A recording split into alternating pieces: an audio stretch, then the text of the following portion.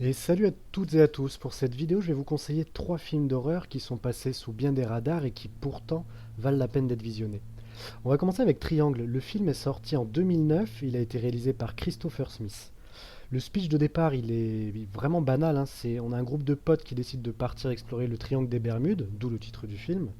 Ils partent l'explorer sur un voilier, il y a une méga tempête, le voilier il part à la dérive et ils vont être obligés de se réfugier sur un paquebot où ils ne vont trouver personne et où un danger va les guetter. Voilà. À partir de là, ça va bien sûr partir en cacahuète et le film part en mode slasher, assez classique. Jusque-là, vous vous dites, ok, il n'y a rien de transcendant, ça ressemble même à un nanar ce truc. Mais alors, pourquoi le conseiller? Eh bien, tout simplement parce que le film recèle bien des surprises. À commencer par le scénario, il se fait un malin plaisir de nous mener en bateau. Le film est bien plus intelligent qu'il n'y paraît, et sans trop spoiler, il faut savoir qu'il puise ses racines dans une histoire vraiment très connue de la mythologie grecque. En plus de son scénario, Triangle se paye le luxe d'avoir quelques scènes vraiment léchées. Je pense surtout à la scène du miroir hein, qui a été empruntée à Fritz Lang, vous verrez ça dans le film. Après, il n'est pas dénué de défauts pour autant, hein. Les acteurs sont pas foufous. Et surtout, faut bien rester attentif au film pour pas se perdre dans l'histoire. Parce que vous verrez, on s'y perd facilement. Mais voilà, en définitive, ça reste un film qui vaut largement le détour et qui, pour une fois, et pour un film d'horreur, il possède un scénario intelligent. Et ça, c'est suffisamment rare pour être souligné. Et un dernier petit conseil pour la route, ne regardez surtout pas le trailer du film parce que ça spoil méchamment. Voilà, donc regardez Triangle, vous n'allez pas le regretter. Pour info, le réalisateur, il n'est pas tout à fait inconnu, hein, puisqu'il a fait ses armes sur Creep en 2005. C'était un film d'horreur vraiment sympa et assez original, puisqu'il avait pour cadre le métro londonien. Si vous avez déjà vu et aimé l'ambiance de Midnight Meat Train, par exemple, dans lequel il y a Bradley Cooper, hein, alors vous pouvez jeter un œil sur Creep sans problème.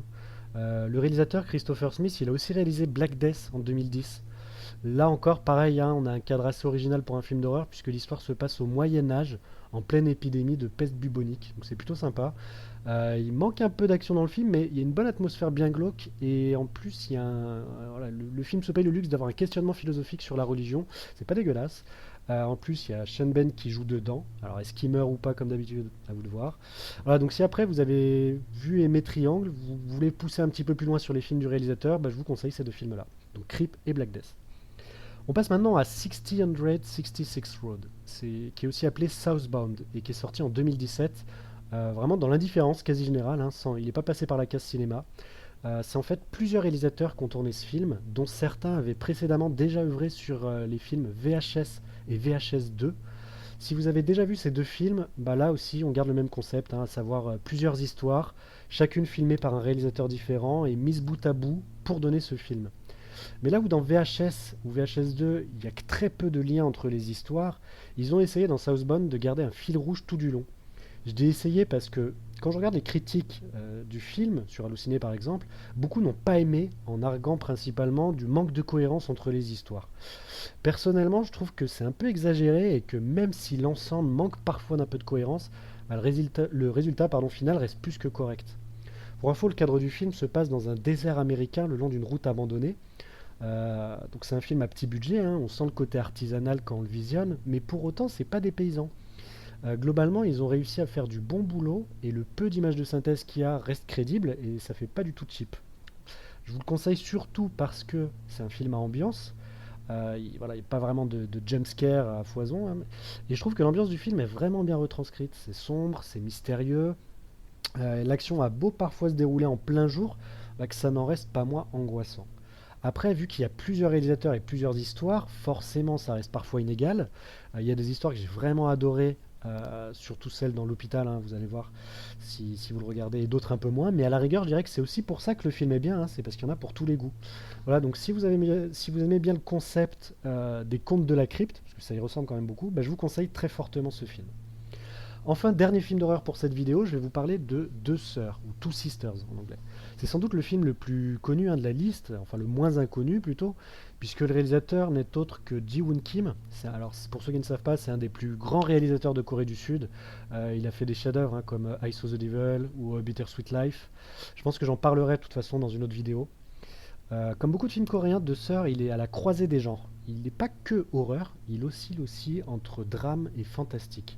Alors dit comme ça, vous avez du mal à vous projeter et ça fait un peu gloubi-boulga, mais pour faire une comparaison comparaison un peu hasardeuse hein, avec un film connu, bah, pensez au Labyrinthe de Pan. L'esprit est à peu près le même. À noter, c'est important que le film est complexe, vraiment, et il nécessite une attention de tous les instants. Personnellement, après l'avoir visionné, je me suis dit, bah voilà, c'était vraiment cool, mais j'ai rien compris.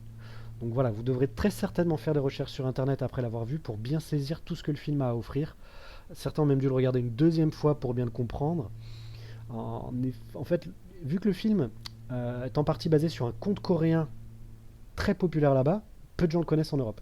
Donc c'est normal de ne pas saisir certains éléments de l'intrigue au premier visionnage. Et ça, c'est qu'un détail, hein. Il y a aussi beaucoup d'éléments que vous n'allez pas saisir au premier visionnage et qui, voilà, ça reste vraiment très complexe et il faut vraiment être attentif. Il ne faut pas le regarder en étant fatigué ce film, hein. Il faut vraiment avoir les yeux grands ouverts, tout guetter et même en étant très attentif, vous n'allez pas forcément tout comprendre. Donc voilà, en définitive, c'est vraiment un bon film. Il faut vraiment pas le louper. Il est très exigeant à regarder, mais il vaut largement la peine. Le scénario est vraiment cool. Là encore, on a enfin un super scénario pour un film d'horreur. C'est suffisamment rare pour être souligné, donc jetez-vous dessus. Le jeu d'acteur est super. Il y a une grosse épaisseur psychologique hein, qui rend les personnages vraiment profonds. Et ouais, c'est pas qu'un film d'horreur, c'est bien plus. Donc regardez-le, vous n'allez pas le regretter. Voilà, j'espère que vous avez aimé ces recommandations. N'hésitez pas à me dire en commentaire ce que vous avez pensé des films ou ce que vous avez pensé de cette vidéo. A plus, salut!